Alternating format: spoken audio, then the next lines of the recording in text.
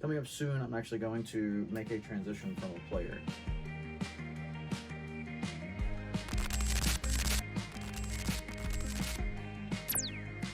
In my 2 years playing, that's all I've done. I've just been a player at the table. I've DM'd a couple of one-shots, but I've never done a full campaign. So here in the next few months, I have a buddy of mine. We're going to go through Waterdeep and get a super roleplay-oriented whole campaign. And then after that, I'm actually going to homebrew my own world. So a huge step from anything we've done so far. In the 2 years, we've ran modules. We've done Dragon of Icespire Peak. We're currently doing the Critical Role one, the Call to the Netherdeep. Great story, amazing story. After this one, we're going into Waterdeep. After Waterdeep, I have the option to do my own story, and so I'm actually gonna jump on that. I'm running the plan I have in mind right now is in Greek mythos, so the Greek pantheon. You know, the group that we have now, we all grew up, you know, we've all read Percy Jackson, we've all seen the epic tale, that musical that's really popular on TikTok. And I have my girlfriend who plays with us, loves this webtoon. It's about Persephone, I think, but she loves that. So there's a lot of people who have a good idea around Greek mythos.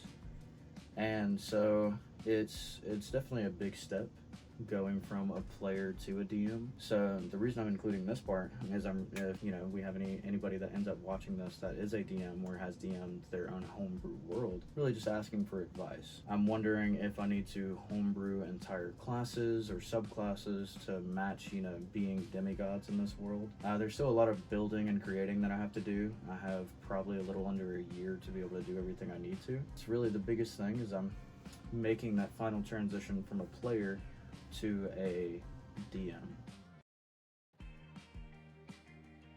D&D is hard. I've been playing D&D for a little over 2 years now. A pretty good amount of experience, but what I will say is it really just depends on your goals as a player. There's a lot of people out there who just love the roleplay aspect of it. They love to create a character and identity, you know, have flaws, and that's their favorite thing to do as a player. There's others who metagame and go through trying to make the strongest class imaginable. But, you know, it's completely up to you. If you want to be combat oriented, if you want to role play, if you want to be a mix of the two. But, you know, at the end of the day, it's a make-believe game. You surround yourself with friends or acquaintances or whoever, and you play imaginary. So the first thing I had to learn was, you know, I was worried about being cringy, about, you know, looking stupid, whatever, but you're already playing an imaginary game, you know, and for me as an adult, that's step one. I should be okay. There's no need for me to stress out or worry about being cringy, just play. And then what helped me with doing that was the separation of myself from a character. My big step that I try and work on even now is trying to build a character that separates itself from me as a person.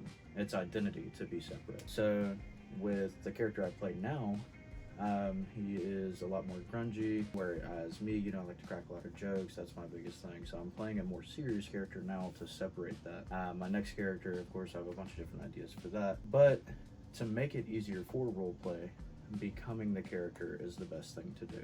Creating flaws or character tropes or things along those lines that allow you to have a template for the character and steps to help you roleplay. Of course, it's a storytelling game.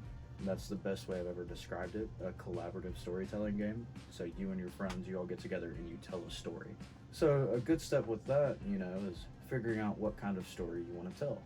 What's the trope? Where do you start at? Where do you want to end up at? So, you know, just telling a story with your character, learning who your character is, and really just have fun. As a player, you know, you want to take what your DM gives you, enable your people around you, and just have fun.